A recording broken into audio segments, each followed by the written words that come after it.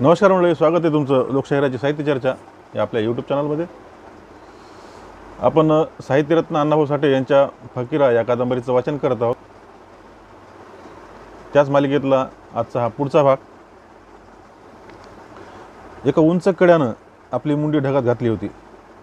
मंद गतीनं तरंगणारे प्रचंड ढग त्या कठीण सह्याद्रीच्या मस्तकावर आदळून दिशा बदलून घेत होते. उंच डोंगरातील रानटी वारे बेबंद पळत होते. त्यांच्या धसमुसळेपणानं घनदाट वनश्री नम्र होऊन त्यांना वाट देत होती. जे वृक्ष ताट राहण्याचा प्रयत्न करीत होते त्यांना वारा सहस्त्रकरांनी वाकवीत पुढं रेटीत होता.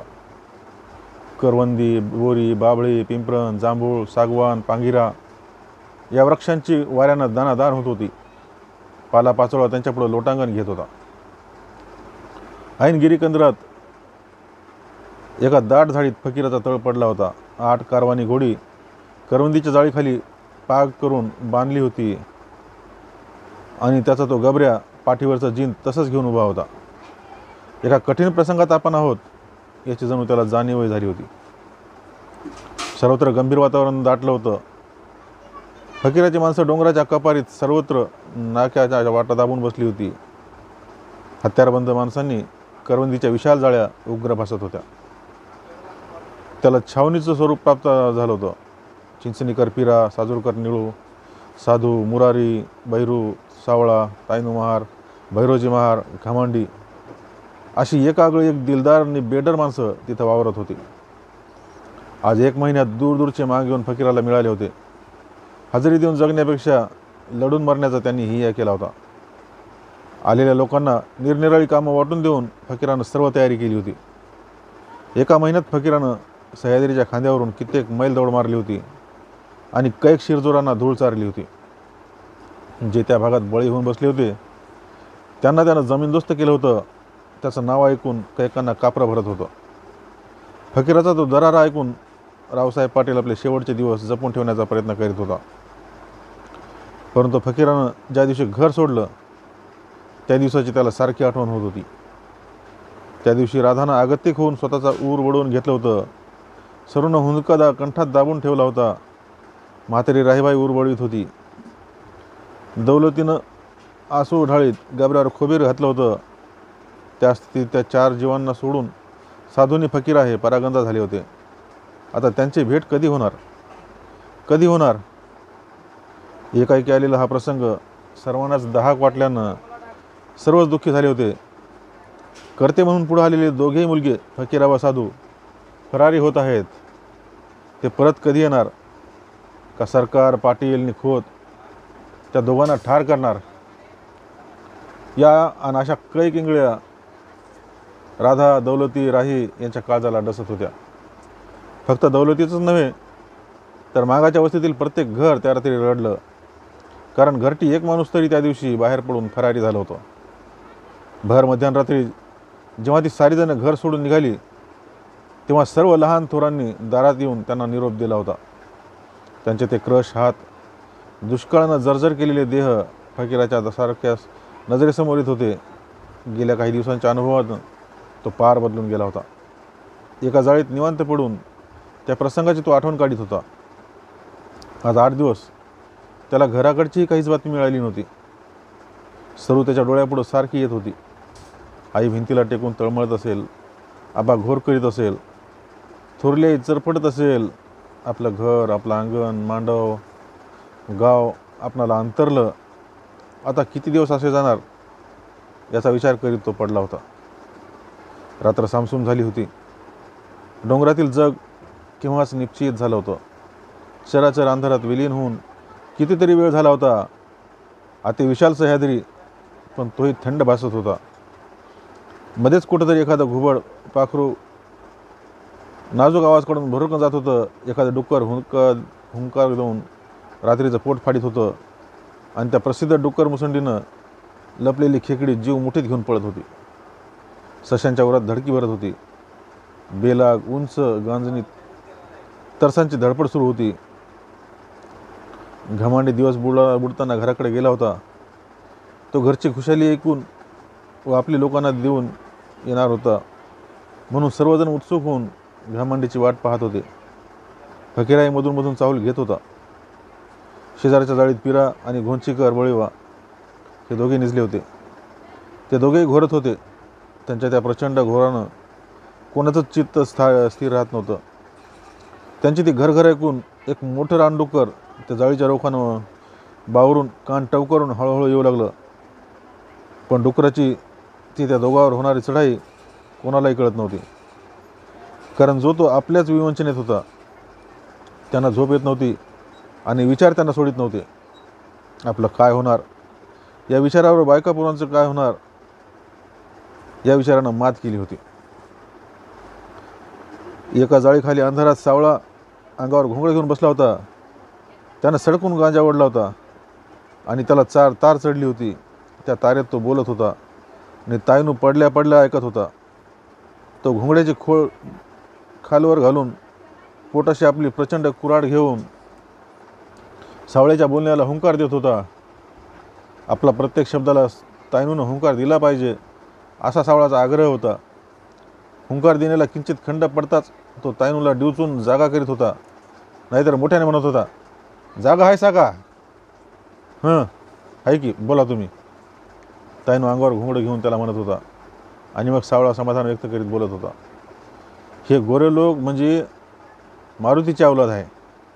जेव्हा मारुतीनं रावणाची लंका जाळून भुसकाट केलं तेव्हा रावानं मारुतीला आशीर्वाद दिला आणि सांगितलं, मोर तू राजा होशील.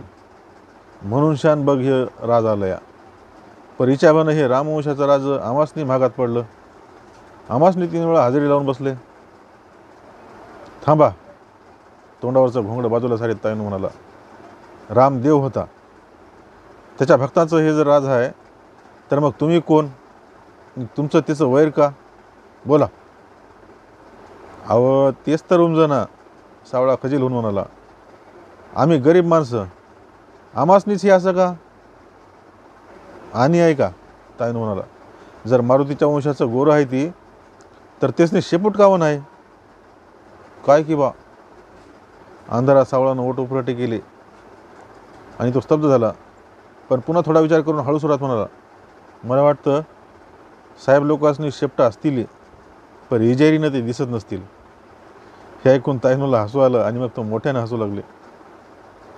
त्यांच्या त्या प्रचंड हास्यानं ती कपार जागी झाली. जणू तो सह्याद्रीच खदखदून हसत असल्याचा भास झाला. दाजी. पलीकडच्या जाळीतून फकीराचा आवाज आला. सावळानं हसवावरून तिकडे निरखून पाहताच पुन्हा सर्व काही शांत झालं. येऊ का? सावळा उद्गारला. घमांडी आला नाही? हो नाही आला. सावळा उतरला. का आला नाही अजून? कुणाला ठाव?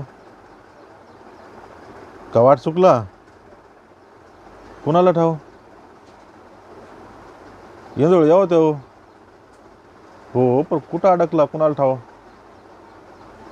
रात उलटली. फकीराच्या सुरात कंप निर्माण झाला. आकाशात पाहत सावळा म्हणाला, अजून बाजलं मावळलं नाही आणि चोर त्या बाजल्यापाशी गेलेलं नाही. ती येईल तेव्हा. आता निजा तुम्ही. मला वाटतं घमांडी वाट चुकला. फकीरा म्हणाला. मग काय करू म्हणता? सावळानं विचारलं आणि फकीरा म्हणाला, वाईट चूज करून बघा. सावळा जाळीबाहेर गेला आणि एका कड्यावर उभं राहून खाली तळवाटाकडं पाहत त्यानं मोराप्रमाणे विचित्र आवाज काढला. तो त्याचा आवाज दूर गेला. सर्वजण कानुसा घेऊ लागले. उशिरानं खालून प्रतिध्वनी आला आणि सावळानं आनंदानं उडी मारली. घमा आला. त्याबरोबर बळीबाचा जाळीजवळ आलेलं डुक्कर भेदरून धडपडत कपारीखानं खाली धावलं. थोड्या वेळानं घमांडीवर आला. त्याच्याबरोबर बेडसगावचा भिवा मांग होता. त्याला पाहून फकीराला किंचित आनंद झाला. हा भिवा शरीरानं भलताच मजबूत होता. शिवाय तो सावळाचा पाहुणा होता. दगा होण्याचा मुळीच संभव नव्हता. आणि आता फकीरालाही एक माणूस हवाच होता. बेडसगावकराला पाहून सर्वांना आनंद झाला. घमांडीनं घराकडची खुशाली एक हिंमतवान माणूस आणला याबद्दल सर्वांनी त्याची पाठ थोपटली. मग त्यानं प्रत्येकाच्या घरची खुशाली निरोप सांगितला आणि तो म्हणाला, 8 दिवस झालं शिगावकर खोत गावात आला आहे. रोज रातचं पाटील मागवाड्यात येऊन घरात शिरून झडती घेतोय. बायका पोरासनी शिवाय देतोय आणि कालच सातारचा दांडगा साहेब विवंशन केला. फकीरादाजीला धरून देणाऱ्याला इनाम देईन असं म्हणत होता. तेव्हा दौलाबाबानं आणि राधा आईनं सांगितलं की तुम्ही जपून असा. शिगावचा गणू रामूस येणार आहे, त्याला डोंगर सोडू देऊ नका. खंडू ओरडला. खोत त्या गण्याला फितवून इकडे पाठवेल दगा होईल. नायकाचं खरं आहे. आता कुणावरच सरळ विश्वास टाकू नका. माणूस पारखून घ्या, नाहीतर आपण सारी एका दमात मरू. मग तो घमांडीकडे बोलून म्हणाला, बरं आबानं आम्हा आणि काय सांगितले? आबानं, घमांडी म्हणाला. गण्याला हाजरी लागली. तेव्हा तो आबाकडे येऊन म्हणत होता की मला फकीराकडे घालवा. त्यानं गप ऐकत होता. तो मध्येच म्हणाला, खोटं. आता अशी कैकाला हजेरी लावून सरकार ती माणसं इकडं सोडील आणि हात येऊन दगा, म्हणून आपण वाईट सावध असूया. मुरा म्हणाला. त्यावेळी दगा होणार या कल्पनेनं सर्वांची मनं पोळली होती. आपलं वैरी स्वस्थ नसून आपल्या जीवावर उठले आहेत. ते सर्व बाजूंनी आपल्यावर हल्ला करण्याची तरतूद करीत आहेत याची जाणीव सर्वांना झाली होती. परंतु बेडसगावकरासारखा एक जबरा माणूस आपल्या बंडात स्वतः येऊन सामील झाल्यानं त्यांना परम समाधान झालं होतं.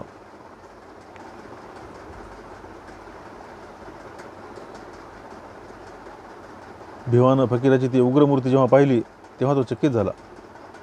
एका प्रबळ सत्तेविरुद्ध बंड करणारा हा आपल्याच जमातीतील माणूस म्हणून फकीरा त्याला दैवताप्रमाणे भासला आणि तोही जीवावर उदार झाला.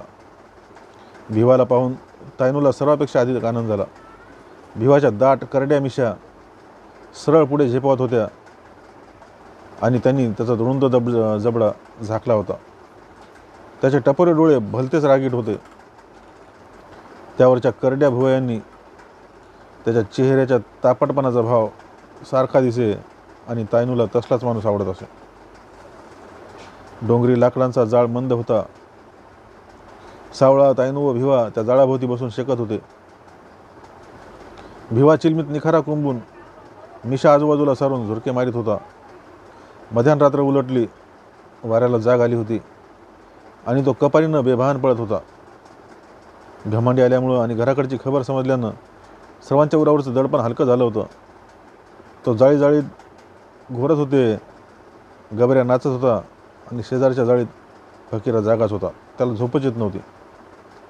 कितीतरी उशीर पडून तो कंटाळला आणि चटकन जाळी बाहेर आला. वाऱ्याच्या झोतानं त्याला बरं वाटलं. तो मग शांतपणे जाळाजवळ गेला. त्याला पाहताच भिवानं म्हटलं, या की बसा. बोला, कसं काय चाललंय तुमच्या खोऱ्यात? फकीरा जवळजवळ बसत बोलला. भिवा म्हणाला, बेडसगावात सरकारी खजिना आहे. तेव्हा सारा गाव अंमलदारांनी उठून काढलाय. त्यात आम्हा गरीबावर ही हाजरी, डोसका हलवाय फुरसत नाही. खजिना? फकीरा गंभीर होऊन म्हणाला, खजिना तिथं कसा? त्या भागातला सारा वसूल आधी बेडसगावला येऊन मग पुढं कोल्हापूरला रवाना होत असतो. भिवानं सांगितलं आणि फकीरा डोळे अंकुचित करत म्हणाला, खजिन्यावर किती लोकांचा पहारा असतो? पहारा कशाचा? भिवा म्हणाला, इनमिन 4 मुंडकी केव्हा तरी येऊन जातात आणि एक बामण आहे, ती एकटाच त्याची राखण करीत असतो. म्हणजे खजिना कोण फोडील असं सरकारला वाटत नाही? फकीरानं आश्चर्य व्यक्त केलं. कोण फोडणार? भिवा म्हणाला, या सरकारला कोणाचं भ्या वाटत नाही, म्हणून तर तो खजिना बामणाच्या वाड्यात ठेवला आहे. रक्कम तुंबली की मग तो कोल्हापूरला जाते. त्यावेळी मात्र 7-8 माणसं बंदूक घेऊन येतात. खजिन्यात किती रक्कम असती? फकीरानं प्रश्न केला. किती असती कोण जाणं? भिवा उद्गारला आणि फकीराच्या डोक्यात तो खजिना खळखळू लागला. तो चटकन उठून आपल्या जाळीत आला आणि त्यानं हाक मारली. मुरा, बळी, साधू तिघे धडपडून उठले आणि धावले.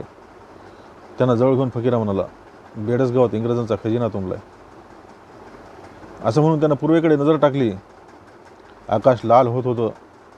अनंत रंगाचा सडा सांडला होता. मखमली गालिचेच्या पायघड्या तुडवीत नवा रवी भूतलावर पदार्पण करीत होता. त्याची ती नयनरम्य शोभा पाहून फांदी फांदीवर बसलेली पाखरं आपल्या मंजूळ शब्दात एकमेकांना सांगत होती, शेषवेचिता 18 घटका, पूर्व दिशेने शाळले मुखा, कुंकुम रेखिले त्यातील गा, अरुणोदय बोलिले. मग काय करू म्हणता दाजी? त्या तिघांनी प्रश्न केला आणि फकीरा बेडसगावच्या दिशेने पाहत गंभीरपणे म्हणाला, चला तयारी करा, तो खजिना मारूया. वाटेत वाघ उठला असा साहेबांना वाटलं पाहिजे. लाव म्हणावं हजरीन, कर हतर राज. मग केव्हाची तयारी करूया? साधू म्हणाला, लवकर चला. बेडसगावच्या त्या बामणाच्या वाड्यात ती दौलत अडकून पडली आहे. फकीर आवाज चढीत म्हणाला, तिला मोकळी करा. हो, पण आधी मला आईला, बाबाला, थोरल्या आईला एकदा भेटून येऊ दे. पण तुम्ही माणसांची जुळणी करा, 100 माणसं कडवी घ्या आणि चला. हे सारं भिवानं ऐकलं होतं. तो पुढे येऊन म्हणाला, पण बामणाकडे बंदूक आहे आणि बंदुकी पुढं बळ बेकार होतं. भलताच मार आहे म्हण. माझं बळ तोफे पुढं बेकार होणार नाही. बंदूक असू दे. बंदूक किती गोळ्या उडविल ती? एक एक माणूस 10-10 गोळ्या खाऊया. मेलेलं मेंढरू आगीला भीत नाही. उद्या मरायचं ते आज मरूया, पण जरा माणसावानी आणि हिमतीनं. पंत म्हणीत एक राजा होता. मग झालं त्याचं नाव मी विसरलो. तो राजा म्हणत होता, शिळे हुनशान 100 वर्ष जगण्यापरास वाघ हुनशान 1 दिवस जगावं. आणि तेच खरं आहे. वाघच होऊया आणि वाघासारखं मरूया. चला जमवा माणसांनी, चला. हो, पण आधी मी वाईच घराकडे जाऊन आईला भेटून येऊ. फकीरा, साधू, मुरा, बळी बोलत असतानाच पूर्वेला रविनारायण शांतपणे वर आला. जणू तोही फकीराचं बोलणं ऐकून भारावला होता. लाल किरणांनी भूमंडळ खचून भरलं. सह्याद्रीवर त्या किरणांनी वर्षाव सुरू केला. वनराजी पिवळ्या किरणांनी शोभायमान केली.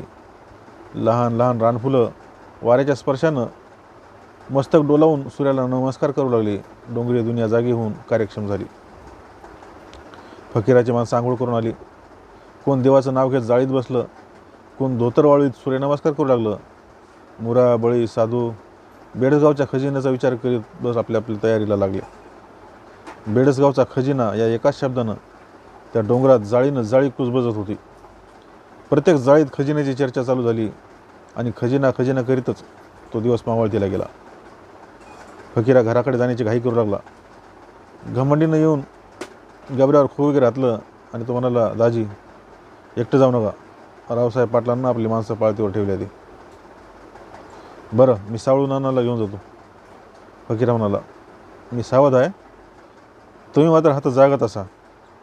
सावळू नानाने तायनू बाबा यसनी म्हणावं, चला. सूर्य डोंगराच्या पलीकडे हळूहळू उतरत मावळतीला गेला आणि फकीरा गबऱ्याला घेऊन डोंगर उतरून उगवतीकडे निघाला. दोघे आपापल्या घरी निघाले होते. मात्र सूर्य एकटाच होता आणि फकीराबरोबर सावळा आणि तायनू हे काळासारखे चालत होते. डोंगरातून गावदरीला येईपर्यंत सर्वत्र सामसूम झाली होती. रानातली माणसं केव्हाच गावात गेली होती. सर्व पांदी निर्जन भासत होती. गावात एखादा माणूस बोलत होता. तो रात्रीच्या शांत वातावरणात दूरपर्यंत ऐकू येत होतं. फकीरा, सावळा, तायनू हे पाटलाच्या पडवीत येऊन थांबले.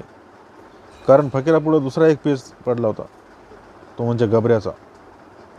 गबऱ्या गावात गेला की खेकाळून सर्व गाव जागा करील. लोक गबऱ्याचा तो आवाज ओळखणार. सर्व संकटात सहाय्यकर्ता म्हणून जीवापेक्षा प्रिय गबऱ्या आज फकीराला एकाएकी संकटाप्रमाणे भासू लागला. तो विचार करीत आहे तोच सावळा म्हणाला, कशाचा विचार करताय? गबऱ्याचा. म्हणजे कसं? ताईनं विचारलं. म्हणजे दारात गेल्या गेल्या आम्ही आल्याची वर्दी खेकाळून देणार आणि फकीरा पुढं बोलणार. तोच ताईनं मध्येच म्हणाला, खरं आहे. आता असा करूया, तुम्ही नि सावळा निघा, मी गबऱ्याला घेऊन हातात थांबतो. आणि तुम्ही घराकडे केव्हा जाणार? फकीरा चमकून म्हणाला, मी सावळा आल्यावर जाईन. पर सावळा तू लवकर ये, जा. फकीर क्षणभर खिन्न झाला आणि गबऱ्याला तायनूच्या हातात देऊन अंधारात पुढं निघाला. सावळाही घराकडे फिरला. तेव्हा फकीरा म्हणाला, नाना ताईनं बाबाला घरला जायचं आहे, लवकर येईन तिला, जाऊ दे पोराबाळासने भेटून. घरात मंद दिवा जळत होता. दौलती भाकरी खाऊन दातात काडी घालीत बसला होता. राहीबाई अंग टाकायचा विचार करीत होती. राधाचं चित्त स्थिर नव्हतं. सर्व बावरून गेली होती. आज 1 महिना होत आला होता. फकीरांना तिनं बहिलं नव्हतं. ती मनात पेटत होती, परंतु मनातली आग तिला विझवताही येत नव्हती. मनातलं दुःख दुसऱ्याला सांगून किंचित कमी होतं, पण सरूला तेही जमत नव्हतं. स्वतःला काय होतं हे ती त्या घरात कोणालाही बोलू शकत नव्हती. म्हणून ती चरफडत होती. त्यातच अलीकडे गावात रोज नव्या नव्या भूमिका उठत होत्या. कोण म्हणत फकीराला धरणं येणार, कोण म्हणे सातारच्या सोजेरांनी फकीराला वेढा दिलाय, कोण म्हणे शिगावचा खुद पाळतीवर असून तोच फकीराला पकडणार आहे. एकदा दोनदा काही माणसं दारात येऊन गेल्याचंही सरूनं पाहिलं होतं. रोज फकीराच्याबद्दल एक ना एक नवी बातमी तिच्या कानावर आदळत होती. राधा संतापली होती. ती बाहेर पाहत पुटपुटली, त्यानं आपल्या बायकोला तरी नाही का भेटून जायचं, आम्ही राहू दे. ते ऐकून दौलतीनं गपकन डोळे उघडले आणि आवाज दाबीत म्हणाला, कसा येणार त्यो? वैऱ्याची माणसं वळचिनेला कान लावून बसल्यात. हो खरं आहे, राई मध्येच म्हणाली. त्यो नाही येत तेच बरं आहे, देवा न कर त्याला इकडे येऊ देऊ. इतक्यात फकीरा गपकन घरात शिरला आणि सर्वाच्या कंठात भयंकर असा हंबरडा येऊन दाटला. राधा, सरू आणि राही यांनी शिकस्त करून आलेला हुंदका दाबला. दौलतीनं त्याला मिठी मारली. त्याच्या हातात कंप भरला होता. तलवार आईच्या हातात देऊन फकीरानं तिच्या पायावर डोकं ठेवलं. तेव्हा सर्व भानच विसरली. हुशार दौलती चटकन दारात येऊन टेहाळणीवर उभा राहिला. ती घडीच अशी होती की ती माणसं सर्व काही विसरली. त्यांची काळवंडलेली मनं क्षणात प्रफुल्लित झाली. मायेची फुलं नेत्रातून आपोआप गळली आणि पेटती हृदय शांत झाली. पण पुन्हा साधूची आठवण होऊन तितक्याच वेगानं पुढं आली.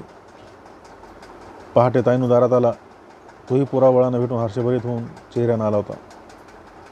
त्याला घेऊन फकीरा पुन्हा निघाला. सरूनं त्याच्या हातात ती तलवार दिली आणि उगीच ती लाजली. पांदीपर्यंत राधा, दौलती, सरू फकीराला घालवीत आली होती. राहीनं दारात उभं राहून त्याला आशीर्वाद दिला. पांदीत सावळा आणि गबऱ्या त्याला पाहून सर्वांना आनंद झाला.